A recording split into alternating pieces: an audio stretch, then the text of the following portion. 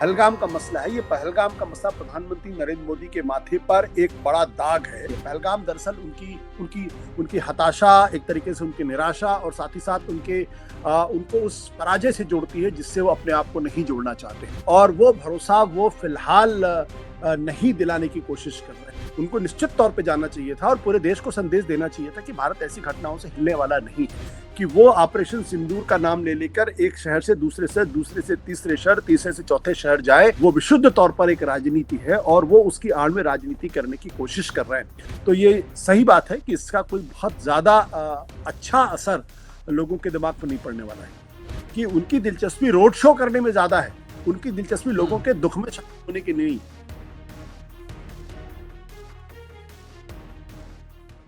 नमस्कार, मैं हूं अंकुर और आप देख रहे हैं सत्यनी का विशेष कार्यक्रम आशुतोष की पैनी नजर। कार्यक्रम में आशुतोष जी खबर की खबर लेकर असली खबर बताते हैं। अब बात खबर की कर लेते हैं जिस बात पे आज चर्चा करने जा रहे हैं। पहलगाम अटैक के बाद बहुत चर्चाएं हुई, ऑपरेशन सिंदूर भी हुआ और पीएम मोदी भी बोले, बीजेपी भी बोली, लेकिन इस बीच आज पहलगाम में जम्मू कश्मीर के मुख्यमंत्री उमर अब्दुल्ला कैबिनेट मीटिंग कर रहे हैं। वो वहां पर पहुंच रहे हैं, मीटिंग करेंगे, जिसके बाद ये कहा जा रहा है कि ये आतंकवादियों को एक कड़ा संदेश देने की कोशिश है। कश्मीर के जो वासी हैं उनको एक उम्मीद जगाने की का भी संदेश है। और सवाल पीएम मोदी पर भी उठ रहे हैं कि वो देश के दौरे तो कर रहे हैं, वो गुजरात में हैं, इसके बाद कई राज्यों में जाएंगे, बिहार में जाएंगे, सिक्किम में जाएंगे, पश्चिम बंगाल में जाएंगे, यूपी में जाएंगे, लेकिन वो जम्मू कश्मीर क्यों नहीं गए?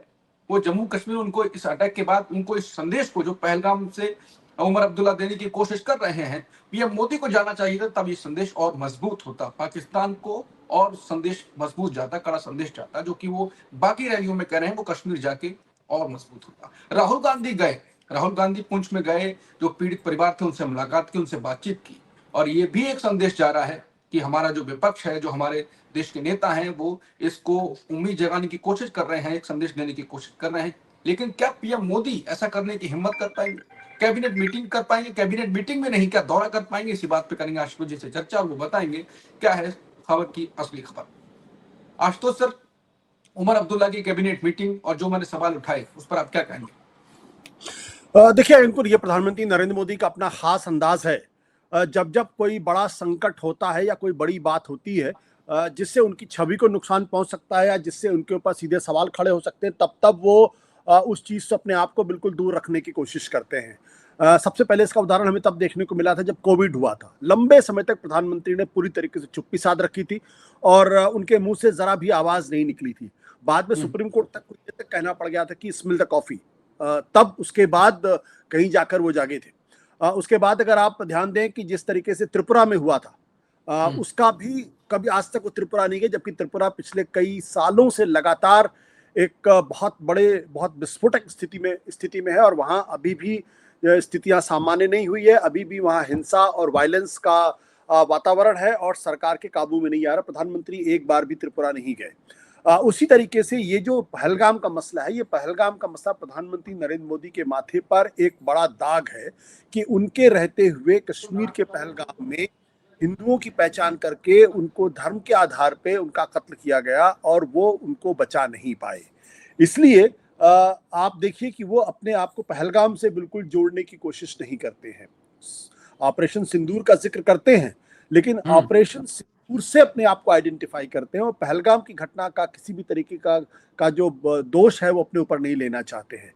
इसलिए जो सबसे बड़ा सवाल लोगों के मन में था और जिस पर मैं हमेशा मुझे यकीन था कि वो शायद कश्मीर नहीं जाएंगे, वो कश्मीर नहीं गए, ना ही वो पहलगाम गए और ना ही वो उन लोगों के आंसू पोंछने के लिए गए।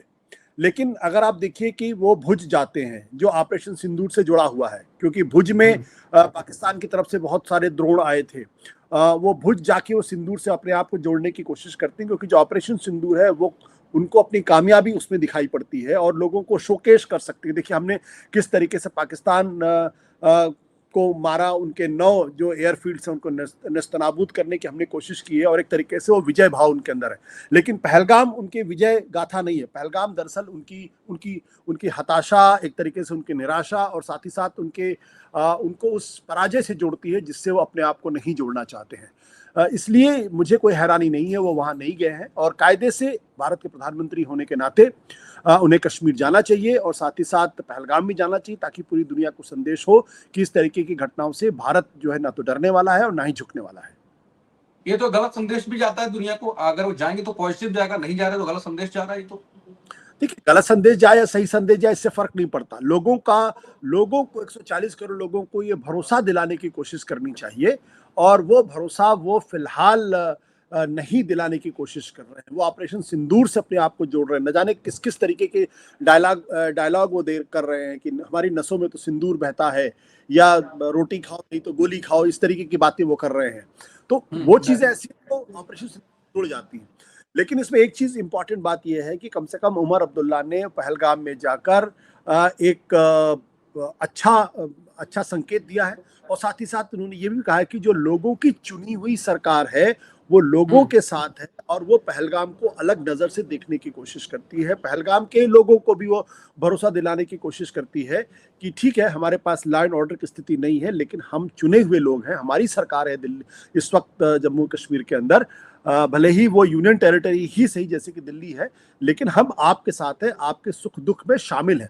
जो लोग ये सोचते हैं कि जो 26 लोगों का कत्ल हुआ सिर्फ दुख उन्हीं का है, या वही लोग परेशान हैं, दरअसल उसकी आड़ में बहुत बड़ा कश्मीरी भी है, जो दरअसल इस पूरे घटनाक्रम से बहुत परेशान है, बहुत दुखी है, इस वजह से भी क्योंकि उसके माथे पर एक दाग लगा है कि पहलगाम में ये घटना हुई है। दूसरा, उसका जो तमाम तरीके का जो टूरिज्म था, जो जो पर्यटन था, जिससे उसका रोजगार चलता था, उसको बहुत झटका लगा है। साथ ही साथ इस घटना में उसका एक साथी भी मारा गया है, जिसने हिंदुओं को बचाने की कोशिश की, आतंकवादियों से भिड़ गया, तो उसको भी जो है वो कहीं ना कहीं ढाढ़स बढ़ाने की जरूरत थी।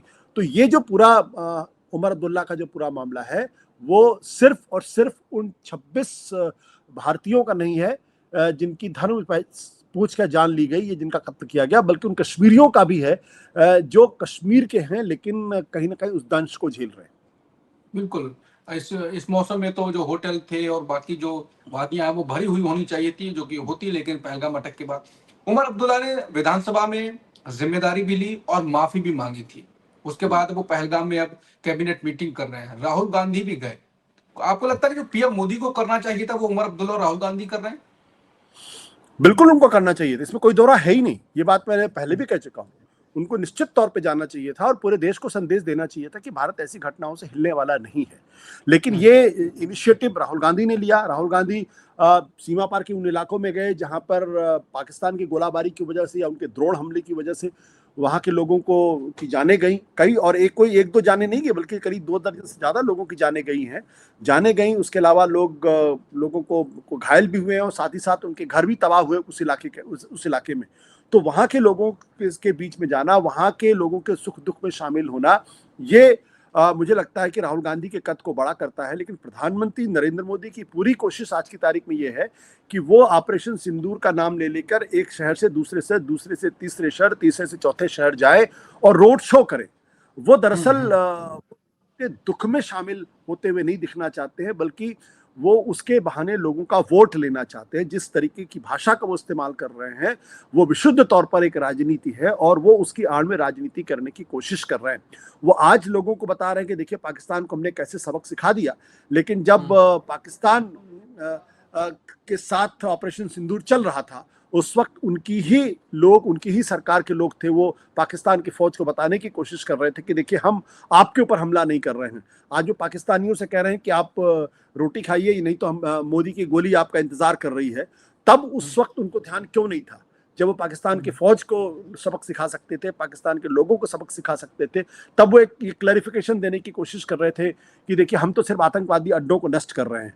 तो ये जो द्वैत है उनकी पूरी सोच में, और इस पूरे घटनाक्रम के बहाने से जो लोगों का वोट लेने की जो कोशिश है, वो उनको उनकी छवि को जो है वो उस तरीके से शोभा नहीं देता जिस तरीके से देश के प्रधानमंत्री को शोभा देना चाहिए था। कायदे से उनकी पूरी कोशिश होनी चाहिए थी कि उन्हें भुज के इलाके में जाना चाहिए था। साथ ही साथ जो जम्मू कश्मीर का जो पूरा बॉर्डर का एरिया है जहाँ पे ड्रोन का अटैक हुआ था वहां जाना चाहिए था, पहलगाम जाना चाहिए था, और वहां जाकर वो देश को संदेश देते तो ज्यादा अच्छा होता।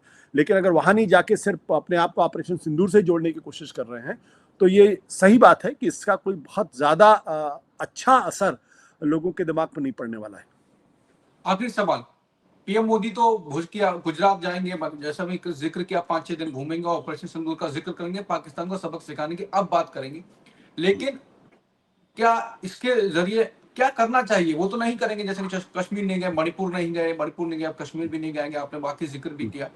कश्मीरियों का विश्वास बहाल करने के लिए कि हाँ हमारी रोजी रोटी चलेगी, यहाँ पर्यटन होगा, और देश का कश्मीर जाने का विश्वास बहाल करने के लिए क्या करना चाहिए प्रधानमंत्री को और बाकी देश को भी?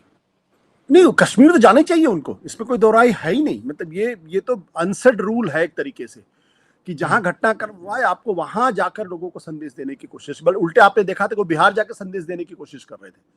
तो बिहार जाके जब संदेश देने की कोशिश करते तो लोग 2 और 2 को जोड़ लेते और कहते हैं 2 और 2 जो है वो 4 है, कि आप दरअसल बिहार जाके, चूंकि बिहार के अंदर विधानसभा का चुनाव है, इसलिए आप वहां लोगों को बताने की कोशिश करें, देखिए हमने पाकिस्तान को सबक सिखा दिया। हकीकत ये कि पाकिस्तान ने कितना सबक सीखा, कितना सबक नहीं सीखा, ये तो बाद में पता चलेगा। लेकिन भारत जो कुछ हासिल कर सकता था वो हासिल नहीं कर पाया। भारतीय जनता पार्टी के लोग डंके की चोट पर कहते थे पीओके लेके रहेंगे, तो जब पीओके लेने का मौका था तो आपने पीओके क्यों नहीं लिया? जब आपको पाकिस्तान की फौज को सबक सिखाने का मौका था तो आपने सबक क्यों नहीं सिखाया? और आपने अचानक सीज फायर कर दिया। सीज फायर सेना ने तो किया नहीं, सीज फायर जो किया वो तो सरकारें अपने स्तर पर तय करती हैं। जो भारत की सरकार ने जो संदेश हमारी सेना को दिया था और जो पाकिस्तान की सेना को संदेश गया था, उस तब उन्होंने एक दूसरे के प्रति सीज फायर का ऐलान किया था। तो ये पॉलिटिकल डिसीजन था, इन्होंने पॉलिटिकल डिसीजन और रास्ते के ये नहीं दुनिया को बता पाए कि दरअसल उन्होंने क्यों सीज फायर किया, क्यों पाकिस्तान को सबक नहीं सिखाया। इसलिए मैं बार बार कहता हूं कि उनकी दिलचस्पी रोड शो करने में ज्यादा है, उनकी दिलचस्पी लोगों के दुख में शामिल होने की नहीं। अब वो पाकिस्तान को लगातार धमकी देने की कोशिश कर रहे हैं, जबकि जब पाकिस्तान को सबक सिखाने का वक्त था तब आपने सबक सिखाने वाली बात नहीं की। उस वक्त अगर आप 2 दिन और ऑपरेशन बढ़ा देते, या उस वक्त सीज फायर के लिए अगर आपने शर्त लगा दी होती कि हमें तो हाफिज सईद चाहिए, हमें तो अजहर मसूद चाहिए, अगर आप नहीं दोगे तो फिर इस बार हम आर पार की लड़ाई लड़ेंगे, तब आपने वो शर्तें नहीं लगाई थी, तब आप तो बिना शर्त आपने समझौता कर लिया था। बिल्कुल। तो यहीं पे कार्यक्रम को खत्म करते हैं, और जैसा कि बातचीत में निष्कर्ष यही निकला है कि पीएम मोदी सेना को राजनीति में झोंकने की कोशिश कर रहे हैं, सेना के ऑपरेशन को राजनीति में झोंकने की कोशिश कर रहे हैं। कश्मीर नहीं जाएंगे, कश्मीरियों का भरोसा नहीं जीतेंगे, देश का भरोसा ये नहीं जीतेंगे वो कश्मीर जाएं। जो काम मोदी जी को करना चाहिए था, जिससे विश्वास बहाल होता, जिससे एक अच्छा संदेश जाता, आतंकवादियों को संदेश जाता, पाकिस्तान को आप रैलियों में संदेश देने की कोशिश कर रहे हैं मजबूत, कश्मीर जाके मजबूत संदेश होता, वो काम उमर अब्दुल्ला और राहुल गांधी कर रहे हैं। नमस्कार।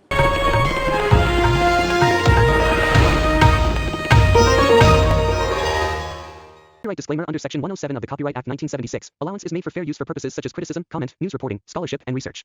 Fair use is a use permitted by copyright statute that might otherwise be infringing.